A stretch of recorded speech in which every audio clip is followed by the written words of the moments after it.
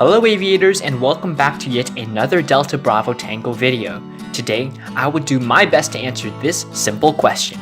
Is Air Canada really the #1 airline in North America? According to voters of Skytrax, the official review website for airlines, airports, and more, the answer is a resounding yes.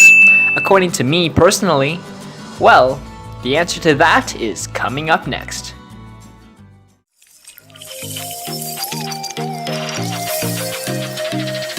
Expect some light moderate turbulence in the Bay Area there from 142 Tango cover 132.2.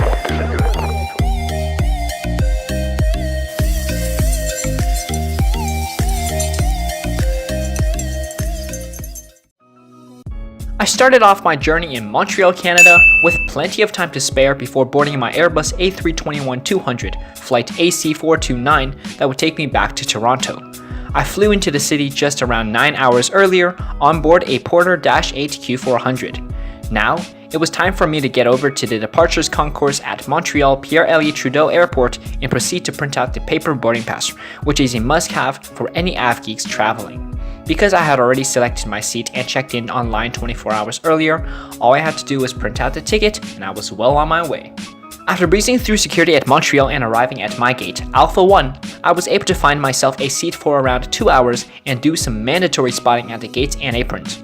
The airside seats also offer a brilliant view of the ramp, and I was able to catch plenty of aircraft before finally spotting my flight, an 11-year-old Airbus A321-200 registered as Charlie Foxtrot Golf Kilo Zulu, arriving from Toronto. After experiencing some of the best domestic service I have received in the air with Porter just half a day earlier, I was still reminiscing back on that flight and had decent expectations with Air Canada. Upon boarding, it was very easy to see that it might not be the case here. Only one of the cabin crew was smiling, and he seemed cheering enough. However, the others were quite stone-faced indeed. My seat consisted of an extraordinarily slow IFE screen, but it was much appreciated as it contained an array of selections and was working well for this short 1-hour flight. Also included were a USB port and a universal power plug, both of which did not seem to work. Unless of course I was just being dumb and didn't know how to plug in my phone, however that seems highly unlikely to be the case. Seat width was good enough, however the legroom on the A321 was quite tight. I know it was only for a short flight, so it did not bother me in the slightest. However, on a longer flight, let's say across the continent, it might be a different story. Soon, we realized that we were not going anywhere anytime soon, because it turned out we actually had no pilots on board. By the time they actually showed up from another flight, it was evident that we were going to be delayed. I personally like a little delay because it allows me to enjoy the flight a little more. However, it was clear that the people all around me were quite aggravated.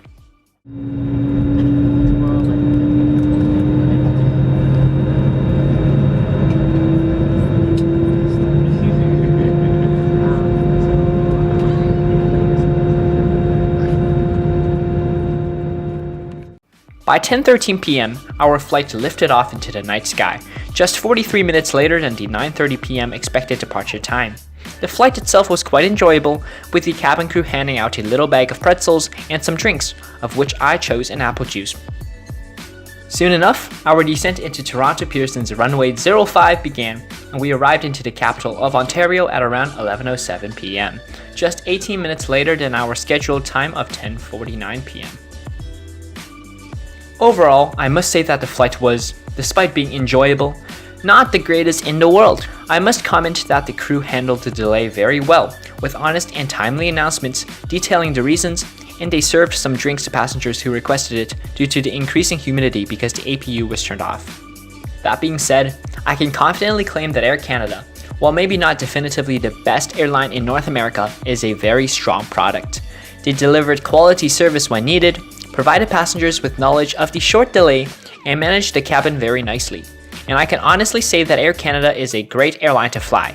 Please note, I might be just a little biased considering the fact that they are my favorite airline, but I do my best to look at things from both perspectives.